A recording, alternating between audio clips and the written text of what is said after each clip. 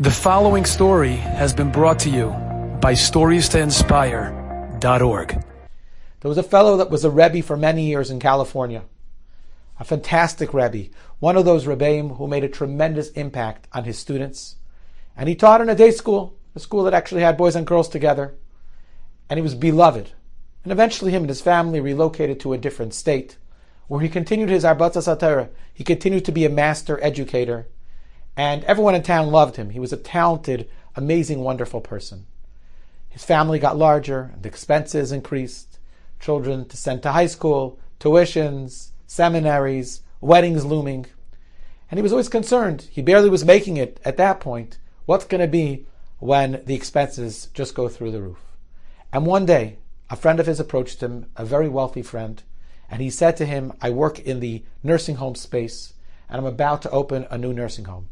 And I need a really wonderful executive director of that nursing home. He says, you have all the skills to be successful in this job. You have people skills, you're detail-oriented, you're a quick learner, you're beloved, you're a great communicator. I could tell that you would be amazingly successful at this job. I know you've never done it before, but I have 100% confidence that you can do it and you can do it well. And I'm offering you the position. Think about it. It's a very high-paying position. I'm just sharing exactly the details the way I heard it. And he offered to pay him $1,000 a day, a salary of over $300,000 a year. And now this Rebbe had a tremendous dilemma. He loved teaching, he loved his students, he loved connecting them to the Rabbeinu Shalom and being Marbitz Torah on one hand. But the finances we know of Torah educators are far from in order. And here he had the opportunity to live out the next few financially turbulent years in relative financial security.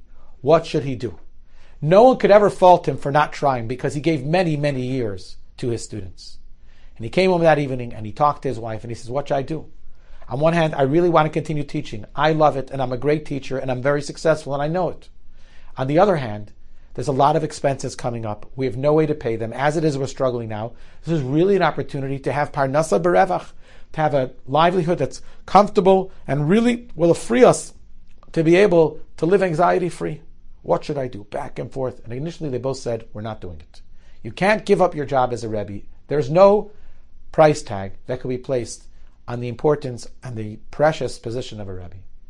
But later that night, his wife had a thought. And she said, listen, what I would recommend you do is take the job for 3 years. Then you go back to being a Rebbe. In those 3 years, you'll make close to $1 million. We'll continue living on the standard we're living on now. We'll be able to put away over $500,000. And that $500,000 will help us marry off our children, support some of our children in Kailul, send our daughters to seminary, our boys to yeshiva in Eretz Yisrael. Just 3 years. And then you'll literally go back to where you started. On one hand, it made a little bit of sense. But he couldn't bring himself to tear himself away from what he did. And he was so confused. The fellow who offered him the job gave him a deadline and he had to come back with an answer by that deadline. As it would happen, they had a wedding in Los Angeles. In the interim, they went to the wedding in Los Angeles, they booked their tickets, and they had an extra day. And his wife says to him, you know what? We used to live here in San Diego. That's where they lived many years ago.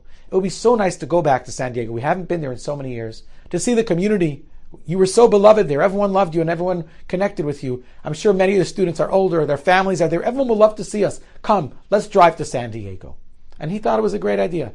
They rent a car. They get into the car and they begin the drive from Los Angeles to San Diego. On the way, all of a sudden, he gets really tired.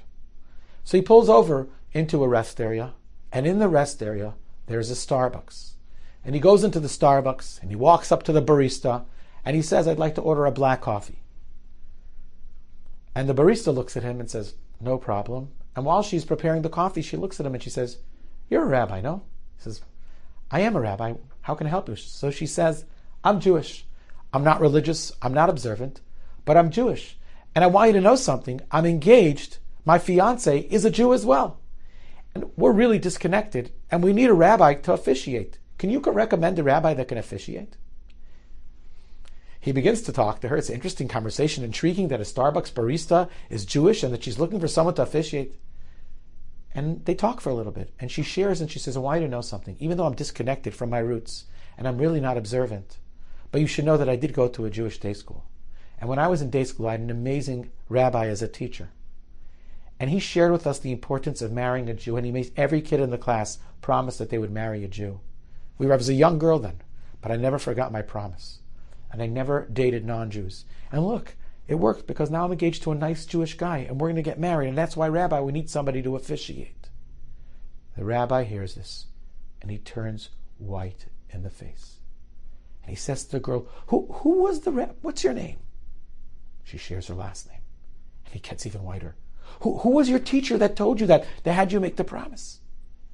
And she says, it was Reb. And she says his name. And he looks at her and he says, look at me a little bit more carefully. She cannot believe it. She quickly tells one of her coworkers to cover for her. He says, come, I want you to meet my wife. And they begin a conversation. To make a long story short, this was his own student so many years earlier. And the investment that he made a decade earlier, more than a decade earlier, was coming to fruition, and it was paying dividends at that point. After they exchanged numbers and promised to keep in touch, and that he would help her with a Masada Kedushin, with someone to officiate, he gets into his car and he starts driving to San Diego. And he looks at his wife, and his wife looks at him, and they both nod in unison. He was not taking that nursing home job. He was staying right where he belonged, being Marbitz Torah, connecting Jewish children to the Rebbeinu Shalom, and continuing to do God's work. And there would be challenges, and there would be difficulties, and it wouldn't always be smooth. Because when we're mechanech, when we educate other people's children, and when we educate our own children, it's not a smooth road. There's bumps and there's curves, but it doesn't exempt us from putting in our effort, even though it's difficult. Enjoyed this story? Come again. Bring a friend. StoriesToInspire.org